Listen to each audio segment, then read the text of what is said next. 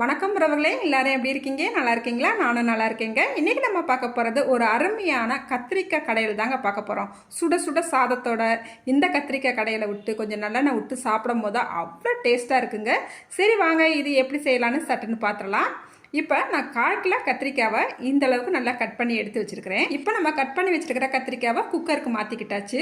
இது கூடவே 3 medium size தக்காளி பழத்தை நல்லா கட் பண்ணிட்டு வச்சுருக்கிறேன். ஒரு பெரிய சைஸ் உருளைக்கிழங்கையும் நல்லா கட் பண்ணிட்டு எடுத்து வச்சுருக்கிறேன். 100 கிராம் சின்ன வெங்காயத்தை கட் பண்ணிட்டு சேர்த்துருக்கிறேன். ஒரு 4 பச்சை மிளகாவை இதோட சேர்த்துருக்கேங்க. இப்போ இதை நம்ம தண்ணி ஊற்றி வேக வைக்க போகிறோம். இப்போ இது கூடவேவும் ஒரு 1/4 ஸ்பூனுக்கு மஞ்சத்தூள் சேர்த்துக்கலாம். இப்போ இந்த கத்திரிக்காய் உருளைக்கிழங்கு முழுகிற வரைக்கும் தண்ணியும் சேர்த்துக்கலாம். தண்ணி சேர்த்துட்டு இதுக்கு தேவையான அளவு உப்பும் சேர்த்துக்கலாம். கொஞ்சம் கம்மியாகவே சேர்த்துக்கலாம், தேவைப்பட்டால் அப்புறமே நம்ம சேர்த்துக்கலாம். இப்போ மூடி வச்சு நல்லா அடுப்பில் வச்சு ஒரு 3 விசில் விட்டு எடுத்துக்கலாங்க. இப்போ நம்ம 3 விசில் விட்டு எடுத்துகிட்டு வந்தாச்சு. பாருங்கள், சூப்பராக நம்மளுக்கு கத்திரிக்காய் உருளைக்கிழங்கு செம்மையாக வெந்து வந்திருக்குது. இப்போ இந்த கத்திரிக்காய் உருளைக்கிழங்கு இதை மட்டும் நம்ம தனியாக எடுத்துக்கலாம். இதை நல்லா ஆறின உடனே ஓரளவுக்கு கொரகொரப்பாக நல்லா மசிச்சு எடுத்து வச்சுக்கிறணும்.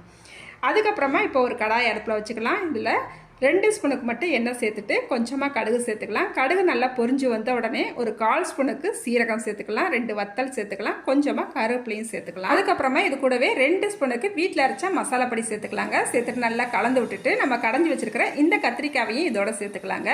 சேர்த்துட்டு மறுபடியும் நல்லா கலந்து விட்டுக்கலாம். வேக வச்சிருக்கிற தண்ணியை நம்ம வடித்து வச்சுருந்தோம் இல்லையா, அந்த தண்ணியை இப்போ சேர்த்துக்கலாம். சேர்த்துட்டு நல்லா கலந்து விட்டுட்டு நம்ம புளி ஒரு லெமன் சைஸ் புளியை நல்லா ஊற வச்சு கரைச்சி எடுத்து வச்சுருக்கிறேன், அதையும் சேர்த்துக்கலாம். இந்த நேரத்தில் காரம் உப்பெல்லாம் கரெக்டாக இருக்கான்னு ஒரு தடவை செக் பண்ணிக்கலாம். எனக்கு கொஞ்சம் உப்பு காரம்லாம் கம்மியாக தான் இருக்குது. அதனால் ஒரு 1/4 டீஸ்பூனுக்கு வத்தப்பொடியும், ஒரு 1/4 டீஸ்பூன் மஞ்சத்தூள், ஒரு 1/2 டீஸ்பூன் பெருங்காயத்தூள், கொஞ்சமாக உப்பும் சேர்த்துக்கிறேன். இப்போ இது எல்லாத்தையும் சேர்த்தா பிறகு நல்லா கலந்து விட்டுக்கலாம். மறுபடியும் உப்பு காரம் கரெக்டாக இருக்கான்னு ஒரு தடவை செக் பண்ணிக்கலாம். நல்லா கரெக்டாக இருக்குங்க. நல்லா சுருன்னு சூப்பராக இருக்குது. இப்போ மூடி வச்சு ஒரு 5 நிமிஷத்துக்கு அப்படியே விட்டுறலாம். அதுக்கப்புறமா நம்ம ஓப்பன் பண்ணும் போதே வாசம் சும்மா கமகமன்னு செம்மையாக இருக்குங்க. இந்த கத்திரிக்காய் கடையிலுமே ஒரு 10 நிமிஷத்தில் சட்டுன்னு ரெடி பண்ணிடலாங்க. இப்போ பொடிசாக கட் பண்ணிய மல்லி இலையும் நம்ம சேர்த்துக்கலாங்க. சேர்த்துட்டு நல்லா கலந்து விட்டுட்டு அடுப்பை ஆஃப் பண்ணிக்கிற வேண்டியதான். இந்த கத்திரிக்காய் கடையில் சுட சுட சாதத்தோட அப்படி சேர்த்து கொஞ்சமாக நல்லெண்ணெய் விட்டு சாப்பிடும் போத ஆஹா, டேஸ்ட்டே அப்படி இருக்குங்க. நீங்கள் ஒரு முறை இதை ட்ரை பண்ணால் தான் இதோட டேஸ்ட்டு உங்களுக்கு தெரியும்.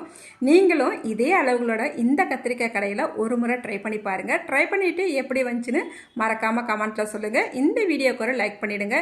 நம்மளோட சேனலை நிறைய பேர் சப்ஸ்கிரைப் பண்ணாமல் பார்க்குறீங்க. நம்மளோட சேனலை தயவு செஞ்சு சப்ஸ்கிரைப் பண்ணிவிட்டு பாருங்கள். அடுத்த ஒரு வீடியோவில் பார்க்கலாங்க. பாய்.